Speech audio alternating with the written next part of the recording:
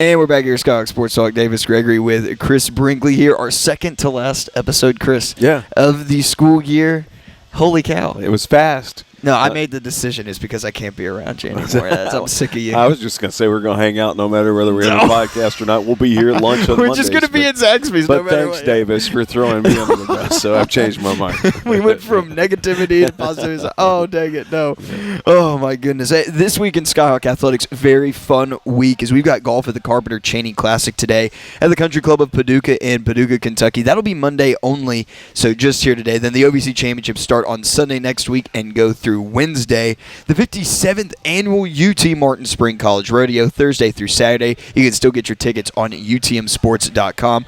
Always a great event put on by our athletic staff and everyone here in Weakley County. Equestrian has the NCEA Championships, the first round versus the number one team in the land, SMU, at 7:30 a.m. on Thursday. Baseball, the OVC Series against Morehead State. That'll be at Skyhawk Field Thursday, Friday, Saturday instead of the traditional Friday, Saturday, Sunday because of Easter. Thursday start time at 5, Friday at 3, Saturday at 1. Then softball has got the OVC Weekend Series at Southern Indiana, a doubleheader on Friday at noon and 2:30, and then Saturday at noon as well. Beach volleyball, the OVC Weekend Series at Morehead State. They will have it on Friday at 9 a.m. at Morehead State, and then 1 p.m. versus Eastern Illinois. On Saturday, a matchup with Lindenwood at 7 a.m. Get your coffee ready for that one. And then 3 p.m. against Tennessee Tech. That is such an odd differential in time. Okay, we're going to show up probably at 5 in the morning. Yeah. Do you get a nap in between? Well, we don't have Coach Wilson to talk to about, That's so right. we'll have to see. We'll have to text her and see what the team schedule is if there's a time for a nap in there. And then finally, football, the Navy and White spring game at 1 p.m. on Friday. Everyone take a deep breath, exhale. And we got another week in This Week in Skyhawk Athletics complete, Chris. Yep, got a lot to talk about today, obviously, and some great guests. And we can't wait for Coach Jason Simpson to see what he has to say today. We'll see what Coach has to say. Our first guest of the show, so excited to welcome on after this break, Colin Hatch, Senior Associate Athletic Director for Development. Keep it right here, Skyhawk Sports Talk. If I quit this season, I still be the greatest. Skyhawk Sports Talk Podcast is brought to you by Weekly Ford Nissan. Back on Skyhawk Sports Talk, Davis Gregory with Chris Brinkley here at Zaxby's in Martin, Tennessee. Beautiful day here in Northwest Tennessee. Now joining us here, first guest of the show, Colin Hatch, Senior Associate Athletic Director for Development. First year in the position. You've also called some baseball games as well. You're doing everything right now, Colin. Thanks so much for joining us. No, thank you guys so much for having me. So, Colin, Chris, when you walk around the athletic office, I always say that I've got the best fashion. We talked about fashion on the last episode. I think Colin's got me beat. Oh, that's nice. The button down, the vests. High praise. Oh my goodness. That is high praise. Yeah. The vest game is strong. I'm a big vest person. The vest game. You've got your boots on for rodeo week. Yeah, I stay in the boots actually. Yeah, those are everydayers. How many pairs of boots do you have? One to wear out and one not to wear. One nice pair and then one not nice pair. That's exactly right. There's probably a word for those to describe them. We're not going to use it. That's right. We're going to keep it in the books. Well, thank you for joining us here at UT Martin. Excited to have you. First year here with the athletic department. How's that going so far? It's going fantastic. I think this is the coolest job of being able to, help impact and enhance the student athletic experience or student athlete experience. As a former athlete and, kind of with a sales background, this is, really it combines both of my two biggest passions. So, it's just the coolest job. Yeah. And talking about that position, so, we listed off Senior Associate Athletic Director for Development. What does that mean? Yeah, it's a mouthful. I had to get a breakdown of the academia terms for what actually goes, for what that for means. each word. That's right, yeah. exactly. So I do all of the fundraising for UT Martin Athletics. Okay. Yep. And hey, you were the most popular guy in the entire athletic department, all right? Everyone thinks that Kurt would probably be the most popular one. No, it's Colin. Yeah. Colin brings in the money. That's what it is. He's over there. Yeah. That's a lot, though. Why is the money so important in athletics? I know these answers, but I have to ask you this question. Yeah, I think it's especially, not only the budgeting and, things like that, the operating costs that go into it, but you want to continue enhancing, things of facilities and, things that are optically, attractive to athletes and the staff that go into both of that. And I can remember when I was I played baseball at Union, and going to some of the recruiting process, and you walk into a locker room and a coach can be telling you about playing time and where we see you fitting in and all this other stuff, and you're not listening to that. You're looking in the lockers. You're looking at the cool stuff. You're looking at the apparel and all that type of stuff. So I think that, it's there's a lot of ways that, obviously operating and all that good stuff, but, continue enhancing facilities, and that's one of the biggest things that, looking at campuses all over the place, you think, cool, how'd they get that?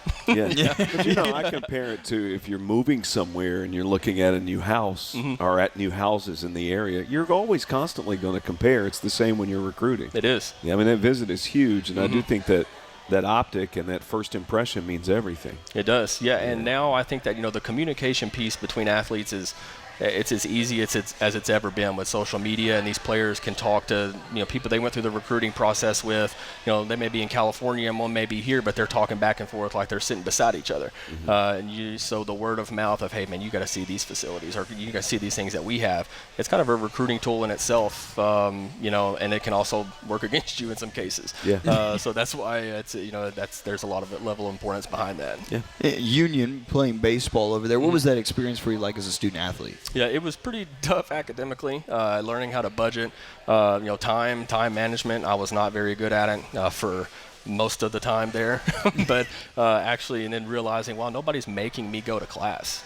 And then realizing you have to go on your own. You don't get to be the athlete part unless you're the student first, and I think that's really why it comes before athlete. It's not athletic student athlete. So I had to really learn the value of that, and it was a great experience. I enjoyed my time there. I've got a lot of great friends that I keep in touch with, usually on a daily basis, actually, from former teammates that are still in the area or across the country. Where'd you go to high school? Huntington. Yeah, so you played in West Tennessee. I did. A lot of folks know you. What was that experience like? It was awesome. Yeah.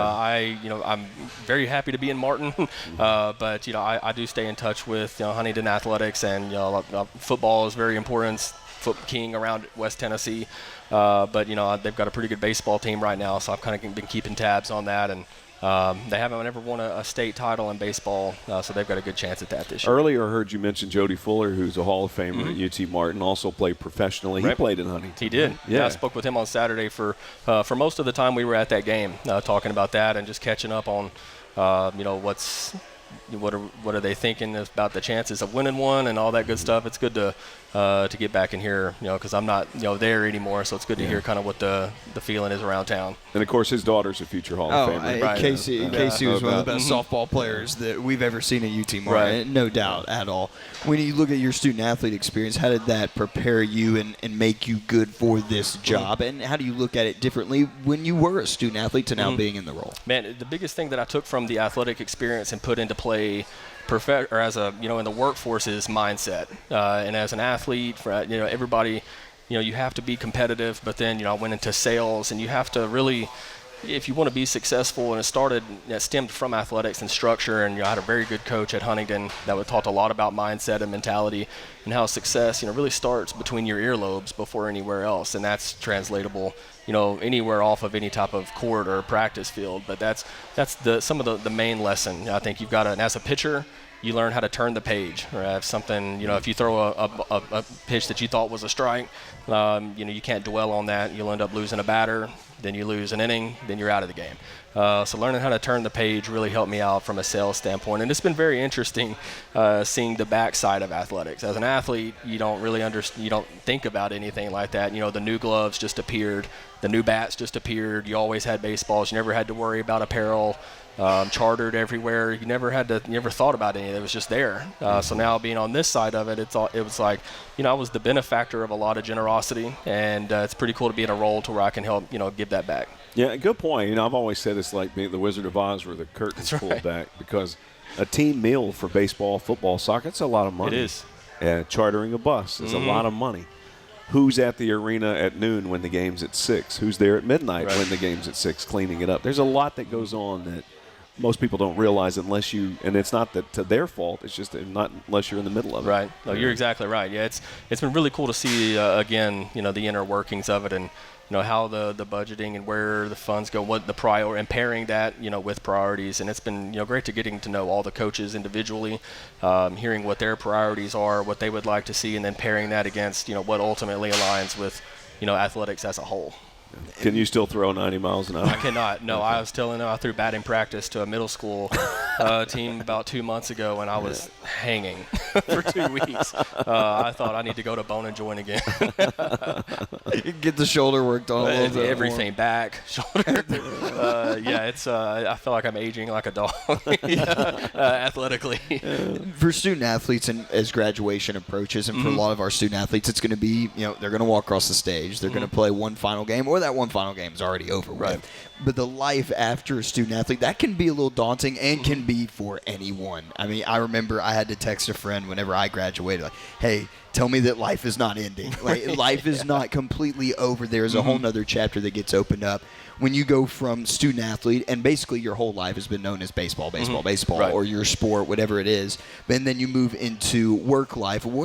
How many lessons do you learn early on in sports that maybe some people haven't learned in that workforce, where, like you said, turning the page? You learned that in baseball, where somebody who wasn't in athletics and didn't play, maybe that takes a little bit while longer. What were the benefits to being an athlete in high school, middle school, and then college as well? Right. I think that the ability to, or the mindset around competition, because just because the scoreboard is not on a field anymore doesn't mean there's not one on you metrically, or your KPIs at your job, or the expectations that you have.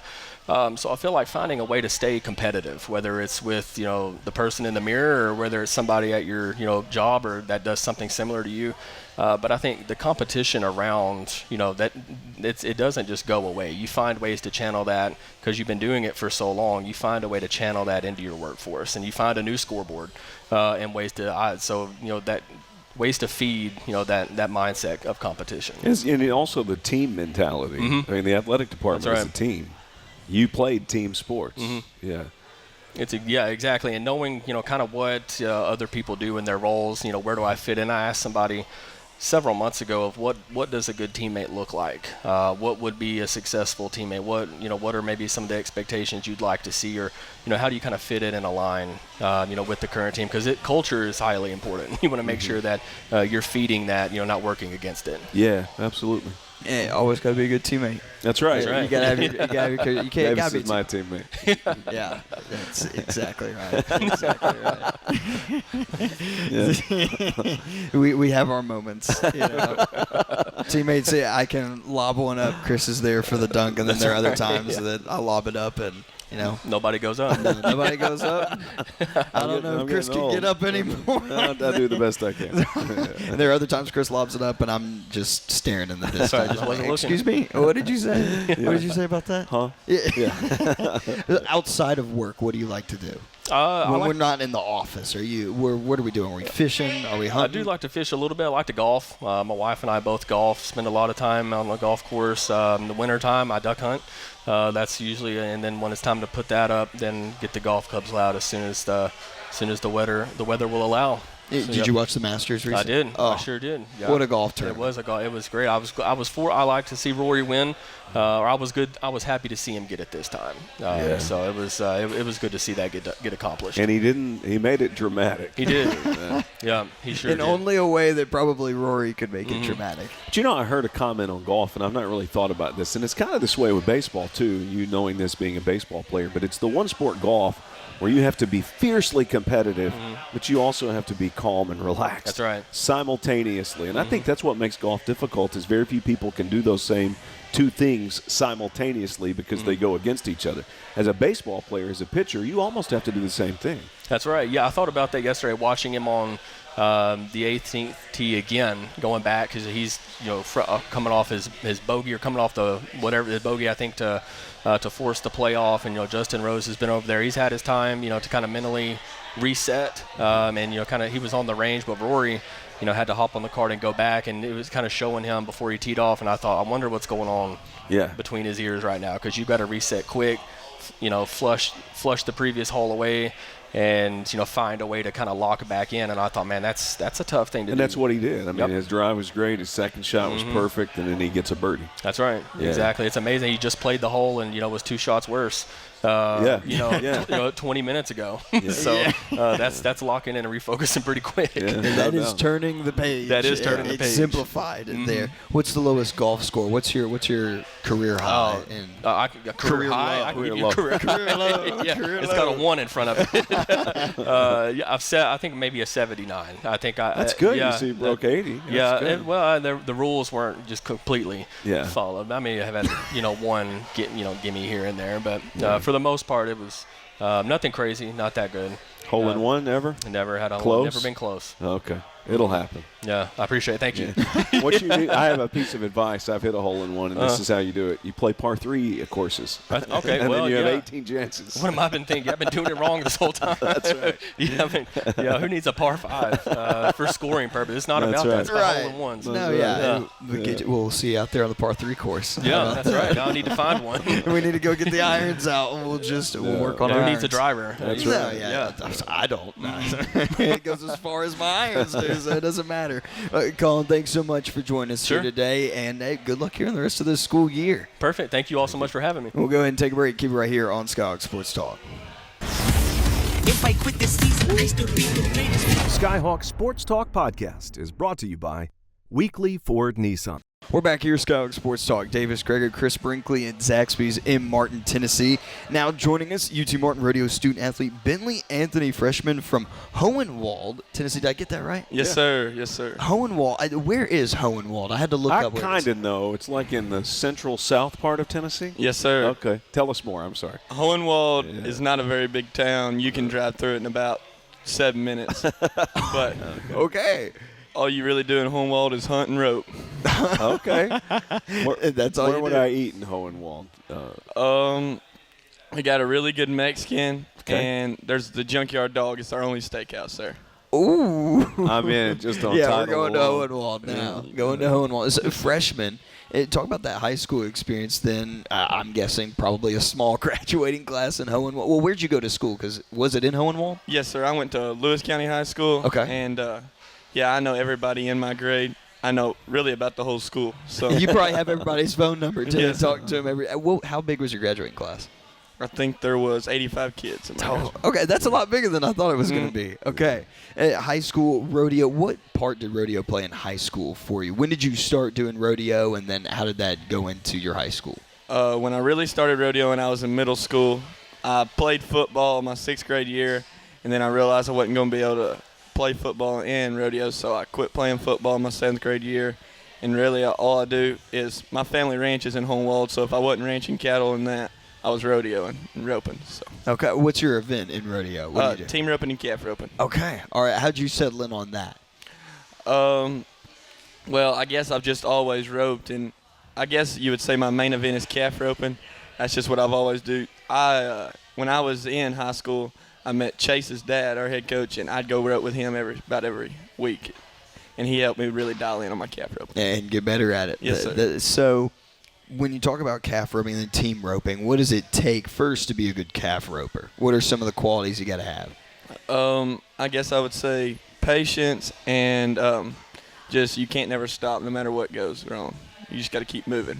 As a freshman, I mean, to talk about patience, I mean, that's normally the thing with freshmen that everybody's got to work on whenever you're young. It's your first year patience. But, I mean, you seem to have had it settled on and you've worked on it pretty well. How would you say how did you get good at that process of being patient and just working with yourself? Because there's probably a lot of times where you get frustrated with yourself or the animal or whatever it is. Yes, sir. I guess that's something me and Chase have worked on a lot when I come up here because I used to I'd really just want to go fast and run into what you call speed jams and mess up, and we almost had to learn slow as fast and just kind of make my motions and go through it. Less is more. Yeah.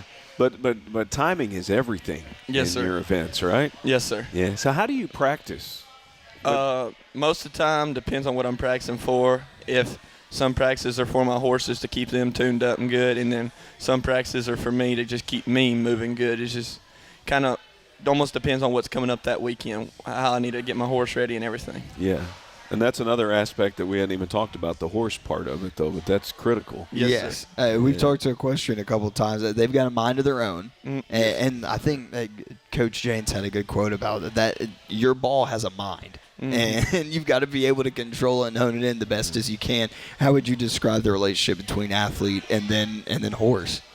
I guess my horse is about all I can do. He, as good as he is only as good as I can do.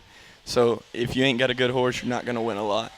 So I guess having a good horse is really the whole part in it. What's your horse's name? Well, I got 4 of them down here right now. Oh, Wow. Polly, Iceman, Herbert, and Smarty. I like that. All different personalities? Yes, sir. Tell us about each one in the person. Polly, she is a 21-year-old, and she still acts like she's about 5. Most of them start slowing down and stuff, and she still ain't slowed down. So she's still a lot. My head horse, I've had him since he was 3, and just used him every day growing up, doctoring calves and stuff. So as we got older, he just started heading on him. He's real laid back. And Iceman, he's a gray horse, and I just now started rubbing calves on him, and he's gotten where he's pretty good. And Herbert, he was my first horse. You can do about any event on Herbert. He just laid back and goes along with everything. Iceman. That's Val Kilmer. Is that an ode to Top Gun? Yes, sir. Okay. Is Top Gun your favorite movie? I'd have to say either Lonesome Dove or Tombstone's my favorite movie. Nice. Tombstone. When was Tombstone made? Well, gosh, 90s probably, Yes, early sir. 90s. You weren't alive. It's a good movie, though. We just lost Val Kilmer recently. Yes, sir. Yeah, but it's a good movie. Was he in Tombstone? Wasn't he in Tombstone? Yes, he's Doc Holliday in Yeah, Tombstone. he's Doc Holliday. okay. Yeah. All right. I was like, wait, the jet fighter pilot was in Tombstone? Yeah. Yeah, that's right. He was in Top Gun and Tombstone, right? And they were all around that time. If it was 90s and Top Gun was like 86. Lonesome Dove, Robert Duvall. Lonesome Dove. I'm trying to remember. I really don't know the actors' names. Yeah. It's hard to be flipping through the channels and not. Is that right, Robert Duvall? It is Robert Duvall. Okay. Yeah, we got Thanks, it. Coach. Appreciate it. I think that was Kurt. They knew it. They knew That's it. right. They had it secured. Yeah. So already knew about Coach Thrasher, and you all already had that relationship. But UT Martin, Hohenwald, they kind of sound like the same town. At Martin, you can drive through Martin in about probably 10 minutes. I mean, maybe even Probably less than that. could. Yeah, probably less than that. Well, 10 minutes you might get a ticket. You don't want to try that. But was that just what made it an easy choice? You already knew Coach, and then this is a smaller town. What you're used to, what you're comfortable with. Yes, sir. I never really ever planned on going nowhere else. I've probably planned on here since I was coming to middle school. Most of my family, my cousin owns a ranch in South Fulton, so it's just kind of always been where I thought I'd go. Yeah, I love that because that is how, I mean, the brand of UT Martin Rodeo it stretches really across the entire state 100%. with how the Across national, the nation, I feel like. Yeah. the national championship. I mean, you talk about the rodeo being such a major event every single year. I mean, this is what people look for. This is the Martin Masters. This is what the Martin Masters is the UT Martin Rodeo. Hey, getting ready for this week. So your first time with the UT Martin Rodeo. What has Coach described to you about the energy in the arena and everything? Have you been like to the UT Martin Rodeo? Yes, sir. I'm normally there so to work you know it every exactly year. what it's like. Okay. When you try to describe that to someone else, so I'm from East Tennessee, from Knoxville. There are not a lot of rodeos around Knoxville, Tennessee, at least not anymore. When you try to describe the UT Martin Rodeo to someone who has no idea, they've never been before, this is their first time going, what would you say? It's not like any of the other college rodeos. There's a big crowd, a lot of pressure. It's probably the biggest rodeo of the year. I don't know. A lot of the other college rodeos, they won't have big crowds. This one's packed out, loud. It's just way better than the rest of them, I feel like. You've seen this all your years, but now you're finally in the UT Martin Rodeo. How do you bottle up all the emotions and the nerves and everything, and then just go out there and perform? I guess I'm just ready to let loose. I've been watching a long time, been wanting to enter, so I'm ready to be entered. I love it. That fires me up. This is your right moment. there. That fires me up right there. Looking forward to seeing you compete here this week, Thursday through Saturday. Bentley, thanks so much for joining us here today. Yes, sir. Thank you. And we'll go ahead and take a break. When we come back, we'll have Coach Thrasher join us here on Skyhawk Sports Talk. If I quit this season, I still be the greatest. Skyhawk Sports Talk Podcast is brought to you by Weekly Ford Nissan. Davis Gregory, Chris Brinkley back at Zaxby's in Martin, Tennessee. The 57th annual UT Martin Rodeo starting this Thursday, runs through Saturday. Joining us now, head coach of the Skyhawk Rodeo team, Chase Thrasher. Coach, so glad to have you back on here in this year. Yes, sir. Glad to be here. Yeah, I think the last time we had you on back in, it was probably about the end of basketball season last year before the 56th annual. We weren't right. We ended the show then, but now we've carried it up until rodeo week. So it's going to be good to hear, your takes on everything, the excitement. Again, we just got done talking with Bentley about this is the Martin Masters. This is what it's all about, is the excitement and everything. You can feel it really throughout the town and the entire week. Yes, sir. Yeah. When the week starts off, it goes pretty fast in some ways, and it takes forever in others. We've been getting ready for the rodeo, setting up and stuff over the past couple weeks, and it's starting to get more and more real every minute. Yeah, I mean, those home events for you, a lot of responsibility, not only from you, but the entire staff and all of your rodeoers. Yeah, so we ask a lot of our athletes, like I said, leading up, setting up the arena and stuff like that, all the way to helping running the performance, and all athletics chips in, from everything from watching the doors, scanning tickets, security, everything. It takes everybody. It takes a lot to get done what we got to get done in a short amount of time. So, what are some of your memories from UT Martin rodeos? Well, as an athlete, I just remember being pretty busy and being really excited for the home rodeo. It's the only rodeo of the 10 we go to that has a true crowd atmosphere, and it's actual more of a production, and everything has its time slot, and it's very, very strategically planned. And then from my standpoint now, a little more stressful than it used to be, obviously. We just kind of enjoyed the week, helped out when it was needed, and then did our thing when it was time for us to go. But now I kind of have to be a part of everything in it, on top of coaching and helping run the deal. Luckily, our announcer, Garrett Yergin, he's pretty much over my whole production. So once he gets here sometime this afternoon, I can relax just a little bit more than I normally get now, to. Now, check that. This is Monday, and he's going to get here sometime this afternoon. Yeah, so Garrett's a little different than most announcers. Normally, an announcer will come in the day of, do a sound check, proceed with the rodeo.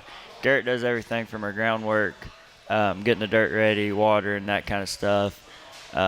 Puts the big screen up for us, helps run it, and does our sound and timeline for the rodeo. Our timeline's broke down to seconds per event, everything like that. And we have an end goal normally to try and stay around an hour and 47 minutes, 48 minutes. And I think in the 6 performances that I've been a part of, we've went over that once by 4 minutes. Wow. Yeah. Now, he's one of the best in the country, Oh, and this for is sure. one of the best rodeos in the country. Yeah, I couldn't do it without, obviously, him, but everybody else, that chips in. It's way more than When did a you small first group meet of him? people When could you do. came here? So I've known Garrett, I don't know. I remember I went to roping in Oklahoma, and I was 13 or 14, and that was the Wow. first time I heard him announce.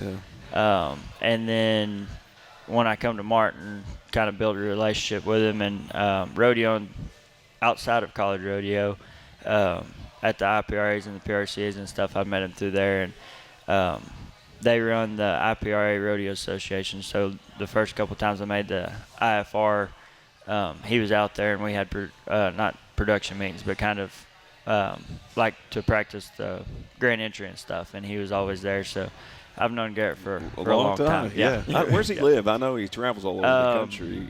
Now he's moved to Texas. He's from Oklahoma. That's what I was thinking. Yeah, the prep, so we've heard it on the coach's side and the staff side, but for your athletes, what do they have to do throughout the week with all the animals and everything like that, but also getting the arena ready and set to go? So like I said, I guess it was 2 weeks ago we started setting the panels for the arena, and then we hung the signs last Monday. On top of that, we try to continue as normal on practice schedule. Our practice schedule is a little bit more broken up than, say, having a basketball practice or whatever. We practice one group in the mornings at 7:30, and then we're usually done by 10:30 or 11, and then we start over at 2, and we go until about 7:30, 8 o'clock every night. So don't leave a whole lot of downtime in between hands. So we try to, like this week, we're going to cut down on practice just a little bit to try and put the final touches in and stuff, and all the other stuff we got going on, crawfish supper, the barrel race Tuesday night. We have to cut back a little bit, but we try to keep it as close as possible, just keep everybody in tune and ready to go. You ever eaten a crawfish? I have not, but I would really Never like to. had crawfish. No, never. There's Wow. technique involved. That's what I've heard. Yeah. There's some technique involved, but there's so many other things that go on besides the rodeo. What are some things that You're go on changing the outside? subject. Well, I'm just saying. Listen, We'll get back to the crawfish. Yeah, okay, all right. We'll get back to it after. Yeah. So, like, we started Saturday with the kids' rodeo. We moved it up a week early. It went great. It's good time to mingle with the community and whatnot. And then yesterday we had a roping in the Ag Pavilion to kind of really kick the week off. And then today we're just kind of putting some last-minute stuff together, making sure all my signs are hung, all the sponsors and stuff. Talk about a whole nother key aspect to the rodeo is all the sponsors. We're very well supported. Huge shout out to them. But we'll finish up putting the signs up today and stuff like that. And then Tuesday we'll have the barrel race. Wednesday we'll probably practice real briefly in the Ag Pavilion. And then Wednesday night we'll all head over to the crawfish supper. And we'll have shrimp again this year. And, of course, hot dogs and hamburgers for those who ain't never or can't figure out how to eat the crawfish. Can't figure it out. That's I've never had one before. Yeah, Never.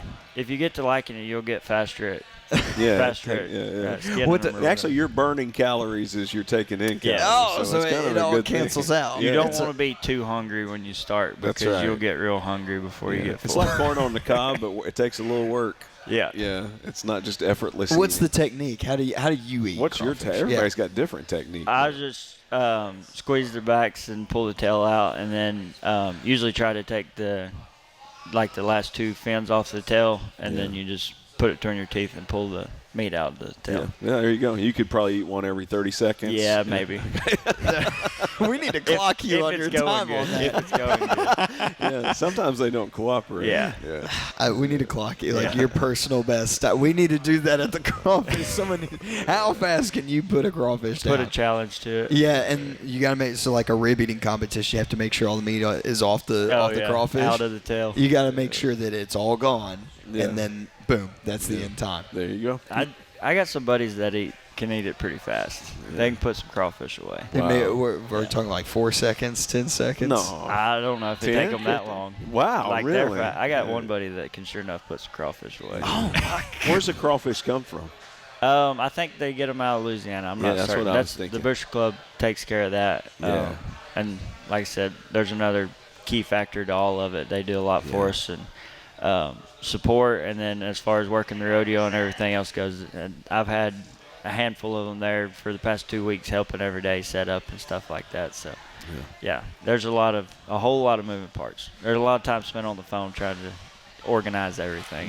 It's pretty wild. Being on the athlete's side and then the coach's side, talking to Bentley about the excitement, and everybody's obviously super excited and ready to go, but you got to make sure everybody keeps that excitement bottled up and then that you're ready to go for the rest of the week. How do you do that as a coach to make sure that everybody is, locked in, and when Thursday comes around that, everyone is focused in on the goal? Just try to remind them that it's, another rodeo. Just go do their thing. Don't do anything they're not used to.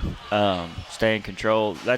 To me, that's a key factor in all of the events. If you're in control, even in the timed events versus the judged events, if you're in control, you're on the right path. And the minute you get out of control, much like playing basketball or anything else, that's when you start messing shots up or messing plays up and stuff like that. So just main thing, stay in control and enjoy it. Don't let it get to you. Don't let it get you down.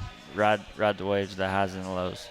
That's good life It'll all advice. turn around. Yeah, that's exactly right. You wait long enough. Live in it'll the turn moment. around. Tickets still on sale, though, Thursday and then Friday and Saturday. Make sure everyone get their tickets on UTMsports.com. It's going to be a wonderful time here Thursday through Saturday at UT Martin Rodeo. Coach, thanks so much for joining us. Good luck here in this week. Thanks for having me. We'll go ahead and take a break. When we come back, we'll have head coach of the UT Martin football team, Jason Simpson, join us here on Skyhawk Sports Talk. If I quit this season, I still be the greatest. Skyhawk Sports Talk Podcast is brought to you by Weekly Ford Nissan. We're back here at Skyhawk Sports Talk. Davis Gregory with Chris Brinkley now joining us, final guest of the show. And it's odd that we started the year with Coach Simpson. That's right. And now we're getting to the end of the year, and we're going to bring you back on. The spring game coming up this week. Welcome back, Coach. You know, HR put me on probation. Went over there and cried. So I've been banned for the last 3 months, I see. You know, You're serving your suspension. I see you haven't been working out in the last few months there. It started again. Are you married yet? No. No. You gave me 5 years and said when you get married about 8 years. Yeah, but I'm worried about your health, man. We need to get this thing going. You said that you'd find somebody. Well, I've had a harder time than I thought I would, man. This is I great. thought I would tell him that you were Chris's friend, and that would kind of generate some momentum. But golly, man. But you know what? I'll keep vouching for you. Okay. Well, I I'll appreciate tell him it. what a great heart, you know. Well, the and- current score is Coach 15, Davis nothing. It is a 15-0 run by Coach Simpson. How have you been? Coach, I've been great. How have you been? You know, still waiting for my baseball invite, Yeah. to come do the commentary. Yeah, but, come on. You know, it's I get it. I'm the new guy on the block. No, been here 20 years. No, you know, I didn't play. I played baseball. Yeah. So, but that's okay. We got some more broadcast opportunities though. They're open. I'll call you whenever we get one open. How about that? You know, well, you got my number, man. We'll work it out. You got my But number. Navy and White game coming up here Yeah. on Friday. Coach, spring practice starting to wrap up, and so exciting that football. We go through that spurt from when football season ends, and then it's like, where's football? Where's football? And then you get to spring, and the excitement starts to get back and going. Yeah. Spring ball and spring practice, how has that gone for your group? No, I've been, I enjoy spring. I really do. It's just a time. It's a new team. Every year it's a new team. But this team's even different because we're down, I believe, to one since COVID started, right? I guess back in 20. This is I guess in 21, right? So 5 years. It was worth. be spring 2020. Everything shut down in March. Yeah, but everybody, I forget how that goes. But did it flip to 21 that spring? Yeah, because it was a 21 season with Keon and stuff, right? Yes.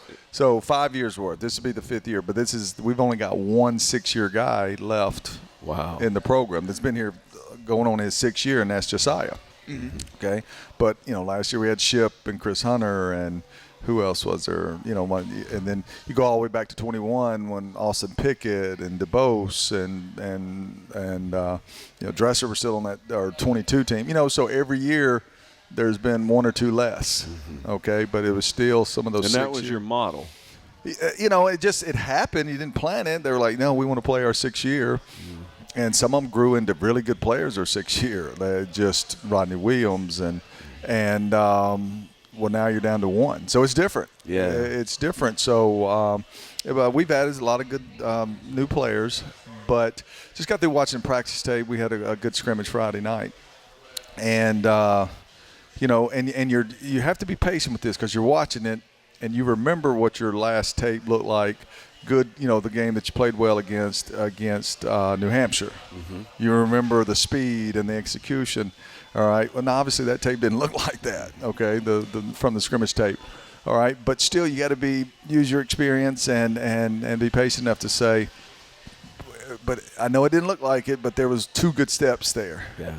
Right. He was a little slow because. He didn't understand the scheme or the ID. He's not comfortable with our communication. So that's what we're going through right now. Is you got to be patient with it, but the goal is to get back and even surpass that. So we got 4 practices left: Monday, Wednesday, Thursday, Friday. With Friday being our culminate with the spring game, and we'll have a lot of junior recruits in that day. And so, but I enjoy it. Spring, there's a scoreboard, but nobody knows about it but us, right? Yeah. Out there in practice every day. It's just I enjoy that. It's very, as a coach, it's very therapeutic, to be quite honest with you, as you come off the season and you come off recruiting. You get to be with your players and, you're learning them, they're learning you, and they're your guys now. No matter where they played before, they're your guys now. And this is a good group. I like this group. And I shared this with Kurt the other day. Even though it's kind of like this, sometimes when you only have one 6-year guy left, the competition and the intensity of practice is even higher. Oh, yeah. Okay, so there's some pros of it, right? More people are at a level playing field and are proving themselves. Everybody wants to prove themselves, right? Tevin Ship and was a good player. I hope he has an opportunity. I think he will to get in a pro camp, NFL camp. Okay, but let's face it, Tevin's trying to make sure he stays healthy, and we're trying to make sure he stays healthy and gets to the first game. Mm-hmm. Okay, we got a bunch of guys right now that are trying to, they want to start him. They want to be Tevin Ship. And so there's been a lot of contact. There's been a lot of competitive reps out there at practice. And the way the model set up now, I'm sure you're trying to go from AA to AAA.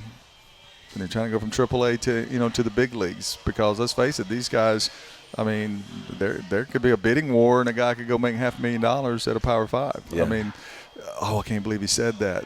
Well, that's anybody's listening. That's how college football is. Yeah, now. If you don't know that, then you need to. But this is where I have faith in you as a coach. You're not sitting back watching this and saying, "Poor pitiful me." You're trying to figure out how to live in this world and use it to your advantage somehow. No, exactly. Okay, so here's the model. If you get to your last year and you're a good player for us, then you got to make a decision of, okay, can I be Colton Dowell and stay and be productive because I know what my situation is here, all right, and still turn that into a draft pick, okay? Or do I turn it into, I got 2 years left, Sam Franklin, go to Oklahoma, he only got 13 carries. Hopefully this year, there's more for him and there's greater opportunity for him to be successful.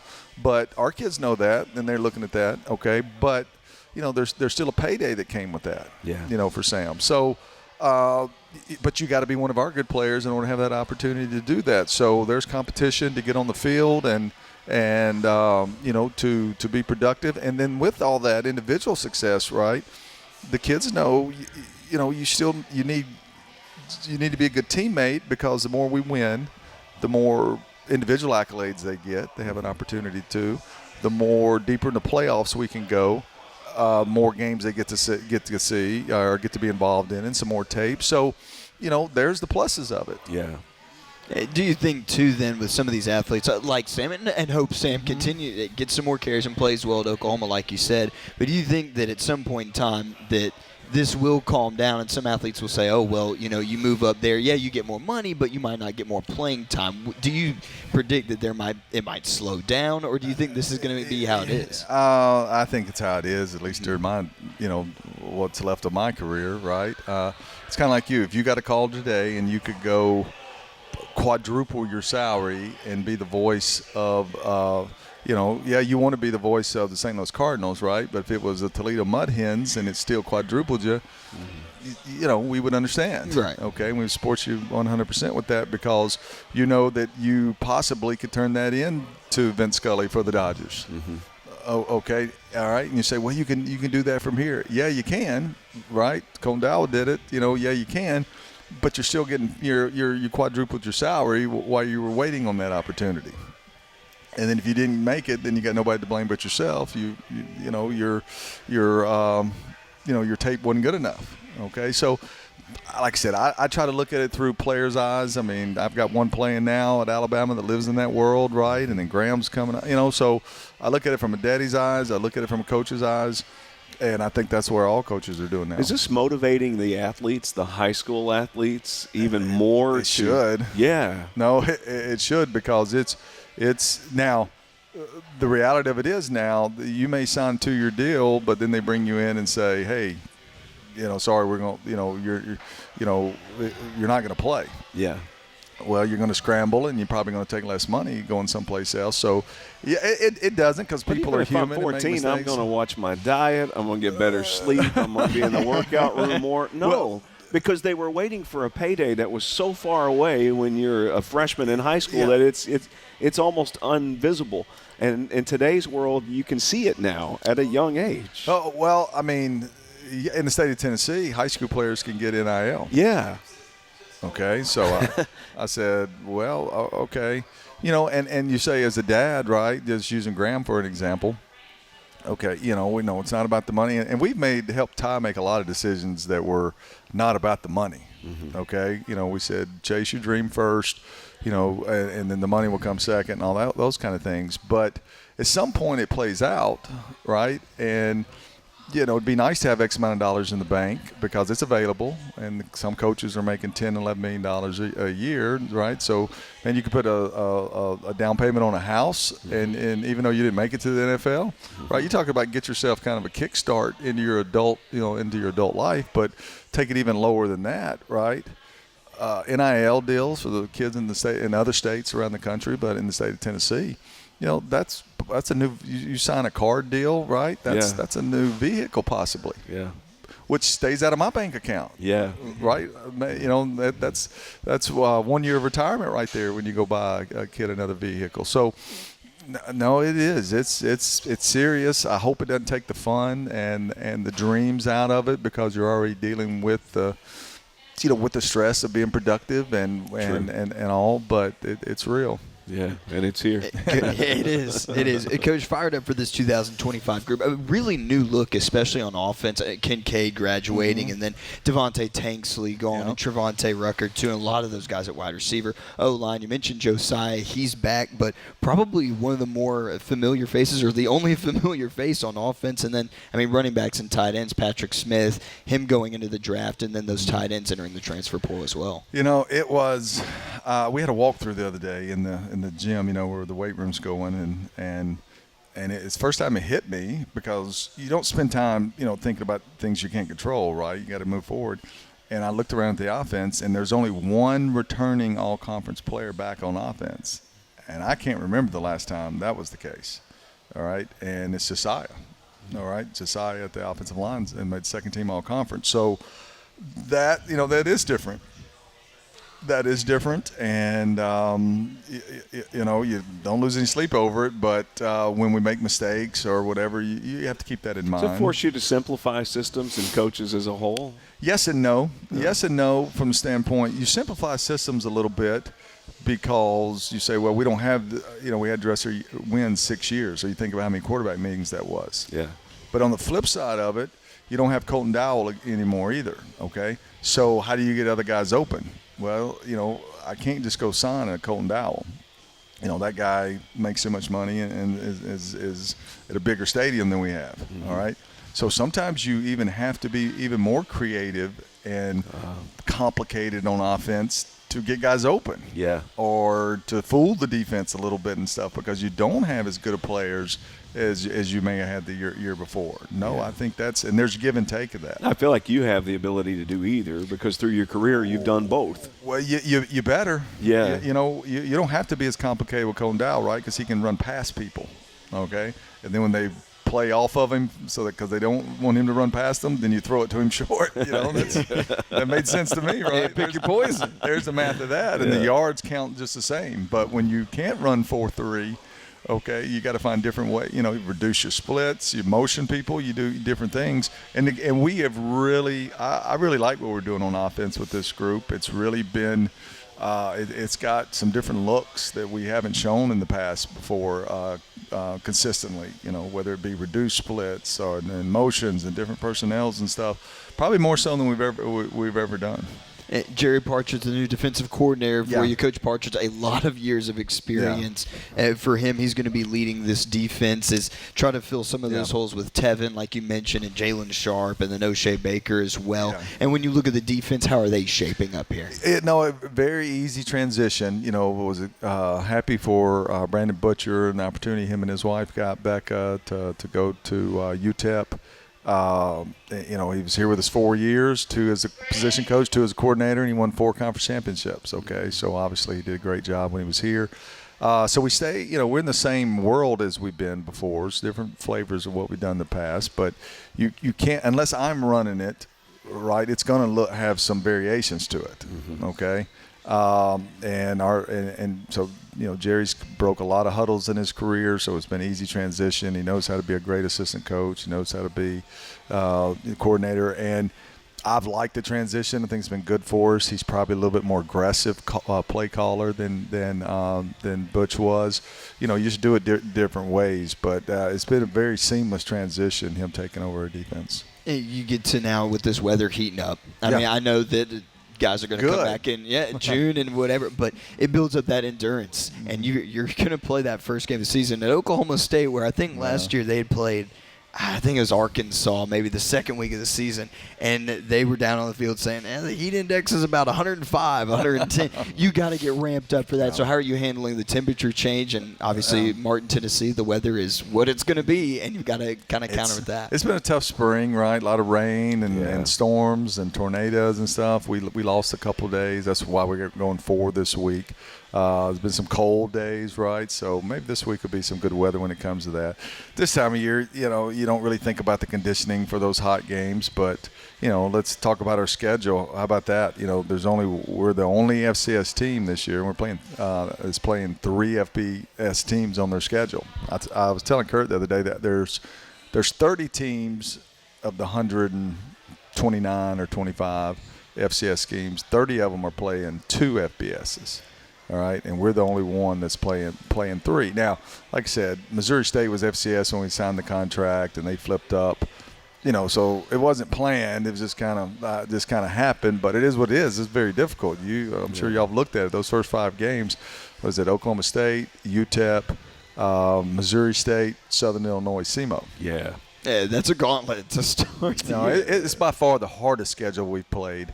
Because of those 3 FCS schools that are packed in there too. I mean, conference championship, you know, SEMO team, Missouri Valley team, you know, and then of course Missouri State's now FBS. 3 FBSs and then conference champion, and so difficult. That's something that I'll be talking to our older players about, because just like the difficult schedule we started with last year, right, with Kennesaw on there, you know, you can have a good team, but that first part of that schedule is very. You know, it can and what you're doing now impacts what will happen then. It does. We talk about that. You know, that conference championships are won. You know, April 14th. You know, April 10th. You know, it's just it's the whole year leading up to those type of things. And so, once again, sometimes I think that helps having new players, because of their being intentional to improve and to compete, right? You're really having to say it last year's team when we had all those linebackers back and D-line, you know, constantly, we can't waste this practice. Well, I don't have to say that a whole lot with this group, because they're trying to make sure they're in the 2 deep and positioning themselves to have success. So different years, different situations. Other than the Navy and white game, are there any other traditions you all do during spring ball? In the spring, I don't know if there is. I'm sure there is, but nothing that's like every year. You know, I found myself I'm having to have, this is not a tradition, but more team meetings now. Okay, because you think about it, if you just got here in January playing for us, you're a new guy, right? And you're lifting, okay? When those guys come in and lift, right, they got class, and then they may be a 1 o'clock group, and then a 2:30, then a 4 o'clock group, okay? So they come at different times. So we're not together a lot during January and February, maybe Wednesday mornings when I have them all, you know, there for a workout in the early morning. Because your weight room, you only bring about 30, 35 in there at a time. That's why there's 3 different groups. All right, so I'm not around them. Right. Okay, we're recruiting, we're doing different things. Okay, especially the different positions besides offensive players. So, you know, I'm very intentional about, you know, having team meetings, whether it's for 5 minutes or 15 minutes, okay, because, you know, I'm trying to create that, you know, them to hear my voice and what we're committed to here and what we want the program to be about and stuff, because, like you said, in a couple months, you know, these guys are – you know, you're going to be looking their name up, make sure you're pronouncing it right, because they're new to you as well. Yeah, that's right. This is your 19th spring camp. Is that right? 20th. Well, anyway, you're technically right, because in 21 we didn't have, you know, we had a spring season. Yeah. So technically you're right as always, but going into the 20th season. Yeah, it was Davis's research. Oh my Doesn't God! Surprise but still, me. it just doesn't seem like that long. But no, I think you had a huge advantage to becoming a head coach at a young age. Might have been a lot on you, but you are one of the younger head coaches. At 34, yeah. Yeah. No, at 34. And now here we are. You know, that It has gone fast. No, it has gone fast. And when you start thinking about it, you've coached, you got less games in front of you than games behind you. I think what if I, probably coached. You could coach 20 more years, though. Yeah, you know what? If I keep going to the old lady workouts at 5:30 in the morning, I might can stay healthy enough too. With Laura Taylor this morning, What do they me got and you Julie doing? and stuff. Just as long as I'm moving around, man, maybe I can do it. Hey, That is You got great. I Chris wasn't in tears. expecting that. they welcome me with open arms, and I appreciate it. And Is it chair keeps me yoga? going. Like, what are you doing?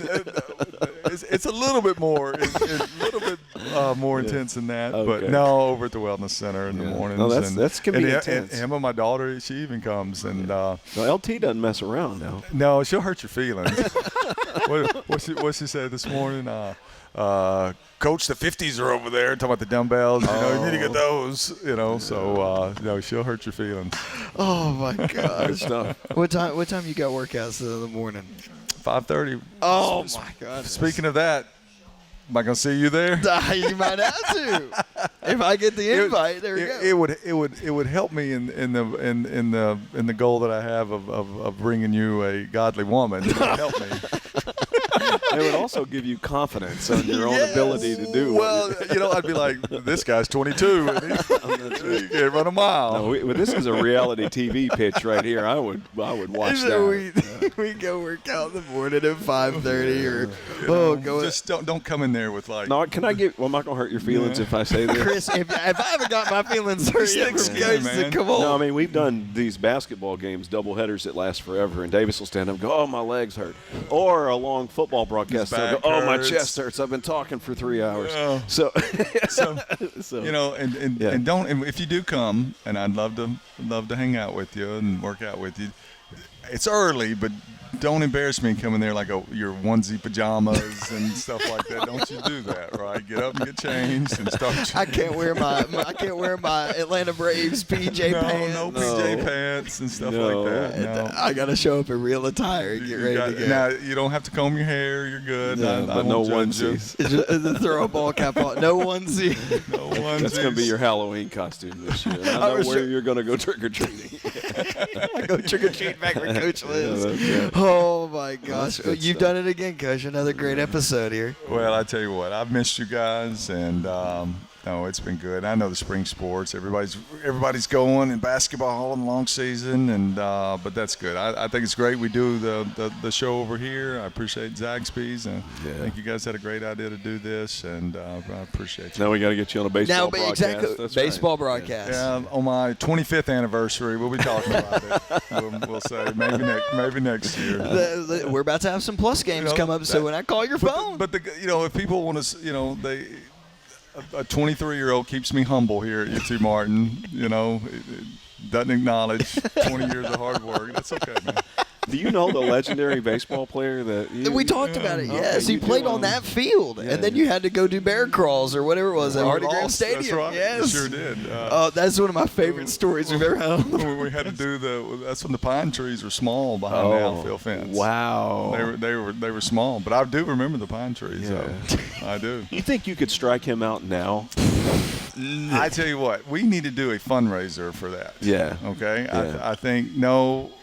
He would be embarrassed, but that's okay. No way. It would be, we'll even take it to the softball field over there to give you a short porch. Okay, Okay, just I in love case, it. I love it. But This is on film. hey, now all the batting practice I've thrown Ty and Graham over the Okay. years. That's a good point. But I still got enough left to where, he and don't come up there with the cage on your face mask. Be a man about it. Yeah. Don't put a cage wear a on helmet. there. Garner's wearing the cage now. Is he? Yeah. You know Garner what? had surgery. Well, that is true. I checked the line scores to see how you got a hit yesterday. He got a home run. Big home run. That's awesome. Big man. home run. That's cool, man. No, we had him on the podcast. Did He you had really? such great things to say about you and Ty and the family, and just that great That's cool, experience man. that they had. Him and Ty in high school playing football together.